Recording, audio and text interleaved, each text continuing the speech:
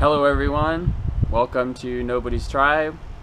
This is a place of unconditional love where we share and hopefully help anybody watching navigate their life path.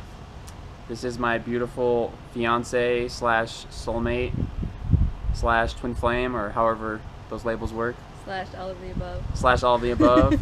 And her name is? Ashley. And today we are talking about Existential Crisis. And I know none of you have ever gone through an existential crisis. You guys are probably like completely just dumbfounded. Like, what does that mean? Like, what is an existential crisis? It eludes me. Like, well, let's see. What is it? What is an existential crisis? Let's see if we can get it on here. Okay.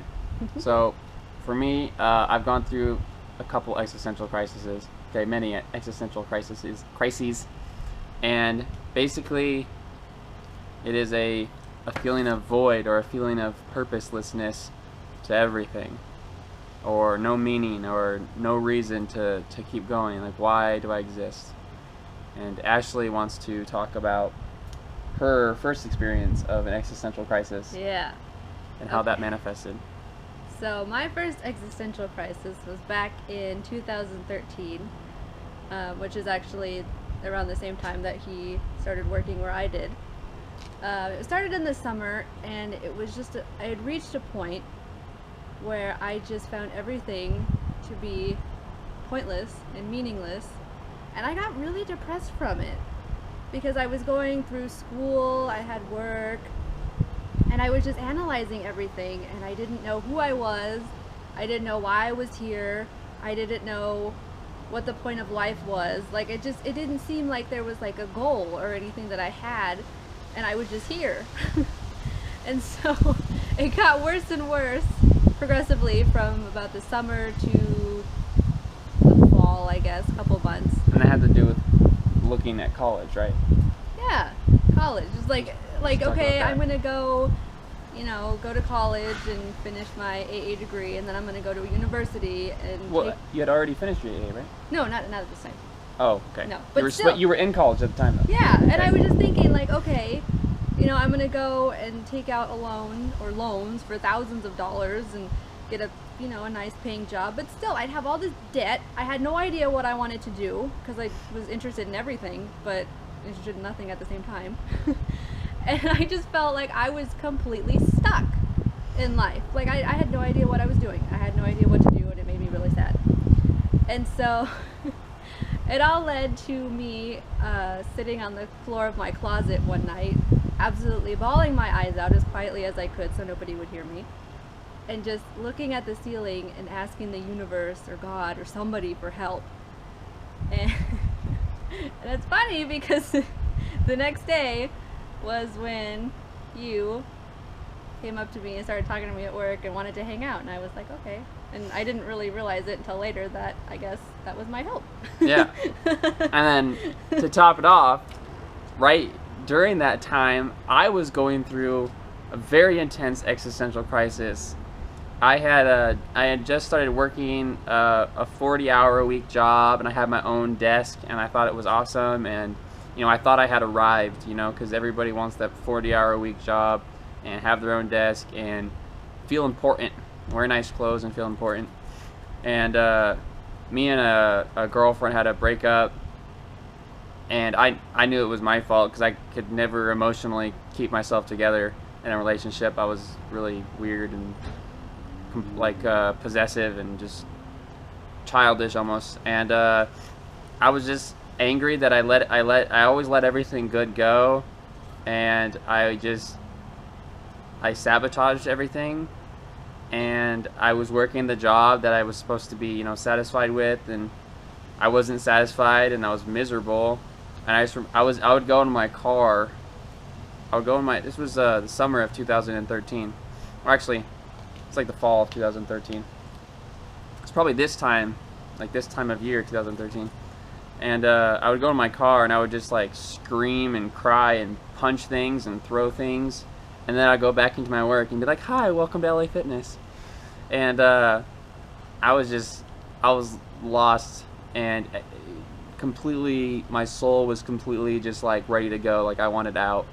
And in that, for whatever reason, I was compelled to go talk to Ashley, because I was lonely, and I just wanted somebody to connect with, and she seemed like shy and somebody that wouldn't break my heart, so I thought it would be safe.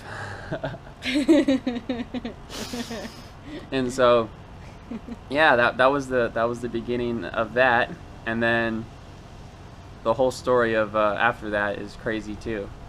I don't really know where to begin on everything that happened after that. We didn't actually become official as far as relationship wise until this year. So between we were friends daily, we hung out every single day for like a whole year before we had ever become official a couple. But as far as existential crises, I had another existential crisis at the beginning of this year, and that was the same thing. Everything was void of meaning, void of purpose, and like, you know, what's the point? Where are we all going to? What are we accumulating to? And a lot of people, it's just like, well, just to get by. But it's like,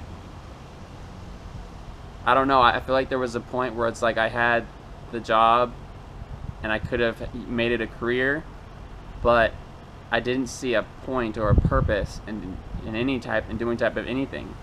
And so it's like almost as if letting go of that and just going broke and maybe going homeless would have actually been more exciting or more purposeful than just doing the daily thing that I did every day, 6 days a week. And a lot of people just say that sounds crazy, and it is crazy, but I think it's crazy to do something every single day that makes you miserable. One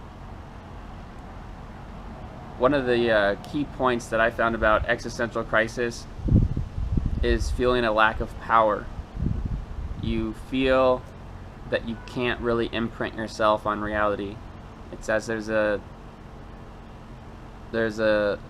space between yourself and the world is what it is, and you don't have a lot of power to do anything, to affect people, or to help people. And so what I found as far as getting out of an existential crisis is not necessarily just realizing you have power. A lot of people are like, you know, you just gotta be excited, and you just have to get into your vortex, and you just have to be all giddy and be all happy. That doesn't work when you're in an existential crisis. Existential crisis could be called depression or severe depression, and you don't get out of that by just being excited and saying you're excited and thinking positive thoughts. I say you have to get out of it by a very careful examination of your daily habits of your life. And this at first takes presence. It doesn't take excitement. It takes presence to be able to take presence into doing new things. You wake up every day and do the same thing, and then that leads to another thing, and that leads to another thing, and then you go to bed, and it's almost like the same day over and over. And each day you're like, you know what, I'll do something different, and you just don't. You have to be able to say, you know what, I'm not very excited about changing my daily habit. I'm not very excited about trying this new thing, but I'm going to, and I'm going to use it as a catalyst for me to become very present, because it takes presence to do something that is out of your comfort zone or that doesn't feel comfortable. And so when you say, you know what, like, I'm doing this right now, this doesn't feel fun at all. Like, I don't like working out. I don't like moving my muscles. This feels terrible. But you can use that terrible feeling as a way to become very present, and you say, you know what, this terrible feeling that I'm feeling is basically an alarm going off saying become very still and stop thinking and just feel how that terrible feeling feels and move through it. And eventually, as you keep moving through it, you'll be able to build excitement, whether it's just writing something down or making a video. Every time I make a video, my brain tells me, oh, there's nothing that I could say that is that useful for people. And I've already made over 100 videos. I'm pretty sure she feels the same way. Like, why would people be interested in us talking right now? Will they? I don't even know right now. My ego's like, I don't think anybody cares about your story. It's just stupid. Like you're just babbling. So it's always feeling less powerful than we actually are, and feeling that nobody cares about our story or nobody's interested in what we've learned. And that can't be the truth, because if you exist, you are a reflection of your collective in some manner, of the world in some manner. So you're going to represent somebody else's feelings. You're going to represent that, and you may speak the words somebody else has never been able to speak for themselves. So like right now, like even multiple times that I've made videos, including now, it's like I want to make a video that sounds very good in my head, but then once you actually sit down to do it, you're like, nah, nobody's gonna care. Like, what am I even talking about? Like, I'm just talking about stupid stuff. Like, it's just my life. People aren't that interested in my life. It's all about starting to start. You have to just kind of start and take your presence into it, and kind of be able to allow yourself to push past that resistance that's kept you inside your own little jail cell for like a long time. I wrote notes and they just blew away. Finding creativity and sharing it with others. It could start out with just writing down, free writing, what it is that you are experiencing, going through, and what you're trying to achieve. And through that, you may not share the whole thing with everybody, but you may actually find certain subtopics where you could just go off on and write, and you didn't even realize that you had all these lessons that you had learned and all this knowledge that you had gained until you had let it flow through. And then after a while, you may find it like difficult to even go back to the old patterns, because the new patterns are just, it's like second nature. It's not like you're working or you're trying or you're actually having to like break out of a pattern anymore. You're just like excited to do things, excited to make another video, excited to write some more stuff down, excited to go work out, whatever it is. The way I looked at it is, when you're in an existential crisis, the feeling to me is almost like when you're playing an operation game, and like you have to like go through the little holes and take out the organs or whatever, and if you hit the sides, it shocks you or whatever, it makes that loud noise. And for me, it's kind of like an existential crisis. It's kind of like where every wall you bump into is just painful. There's nothing of substance anymore. It's just like I just eat, sleep, go to the bathroom, and go to work. It's just like this cycle of pointlessness, of just endless consumerism. And one thing I found of a key part of existential crisis, if you want to know if you're in one, you may not even know sometimes, but it could be an overwhelming sense of needing to consume, which could just be always wanting to be watching something like on the news, always wanting to be reading something, articles, or be on Facebook, always wanting to consume information, to take in information. And you will notice that being by yourself or pausing, were you gonna say something? Escapism. It's called escapism. And if you don't know what that is, I would look up escapism. Basically, it is a way of trying to avoid the true self, avoid responsibility, or avoid the emotions that you haven't dealt with, by trying to constantly be lost in other storylines or in other news or in technical information. A lot of people that are probably really deep into very technical stuff in the spiritual work community have yet to even meet their own soul, because they're constantly in their mind and in their brain. And so these existential crises, these existential crises, they will keep happening until one can meet their own soul, and then that's where the substance comes from. So exiting the existential crisis is going to have to do with creating and coming out with information, and being an expression of something that's new, rather than constantly consuming and taking in. And then once you can get the flow of that going, the train starts to drive itself, in a sense. The train of thought starts to take itself, and then there's all these possibilities, and there's all these new energies. If you notice that you're just walking around in your daily life and you're very sleepy and you don't feel very motivated, And it's just like your life is trying to evict you, in a sense, from what you're doing and the pattern that you have. And the more and more you resist, the deeper and deeper you go into the sleepiness and into the lack of motivation, and then into this box of almost void or nothingness. And so the way I see it is getting out of it. Like I said, you can't go from the void into this great excitement. Like I know Bashar's teachings and Abraham Hicks, they're great teachers, but for a lot of people that are in the deep dark void, getting to a place of excitement is a little bit further on the path than instantaneously going from the void or going from the existential crisis into excitement. It has to be a state of presence and a state of saying, you know what, the last thing I want to do right now is get out of my box and get out of my comfort zone and share my opinions. I don't think anybody wants to hear my opinions. I don't think I have anything to add to this world, but I'm going to trust and I'm going to have faith that anything can be better than the pattern that I have been accumulating in my life. And so by stepping out of that with presence and using especially the annoyance and pain of like, the last thing I want to do right now is do this, which is what I told myself I would do, write something down or make a video. I don't want to do it at all. But I'm going to use that annoyance to bring me into a state of presence and say, you know what? Why not?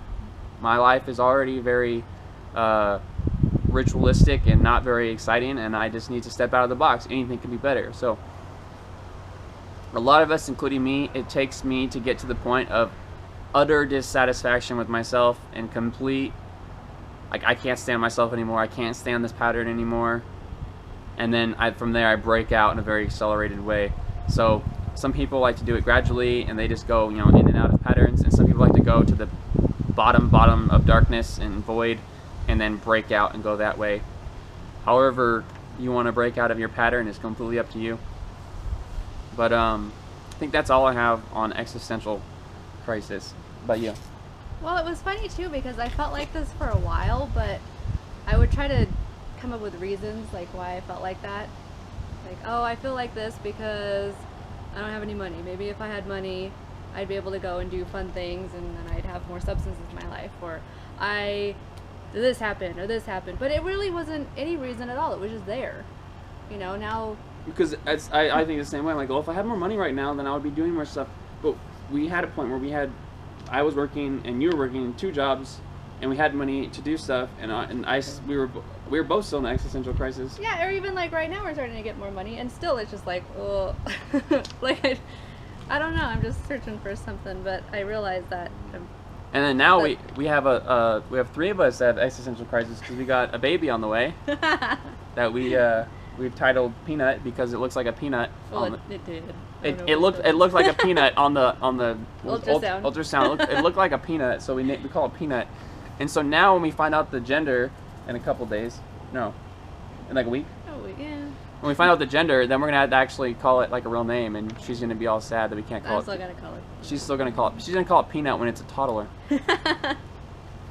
One thing I say that helps getting out of an existential crisis is being able to support yourself doing what you love, and also being able to support yourself, whether it's financially or housing or food or whatever, through helping other people.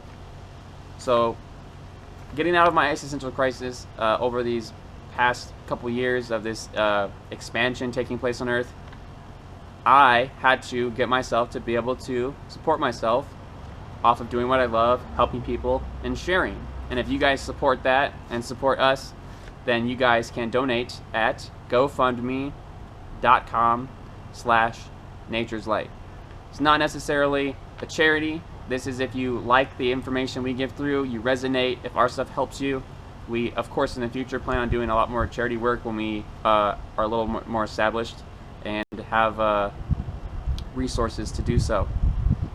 Also, if you guys like reading and you guys want to get some more help as far as reading goes, I have a WordPress. It is onenesswithinus.wordpress.com. And if you guys want a one-on-one Skype session with me or her or both of us at the same time, we do that for a donation. You guys can email me at nobodistribe@gmail.com. And I know a lot of people will be excited to talk to her because she's shy. She doesn't like talking to people. And you guys need to get her out of her uncomfortable zone or out of her comfort zone. Yeah, out of her comfort zone. Get me into my uncomfortable zone. Yeah, get her into her uncomfortable zone. Help her live her excitement, guys. Let's get her on Skype and let's start doing some dialogues, and so we can pull some of her life experiences out that have been like hidden deep down in the dark abyss. So yeah, nobodistribe@gmail.com. You can email me. We love you all. Thank you for watching our videos. We hope you enjoyed our video on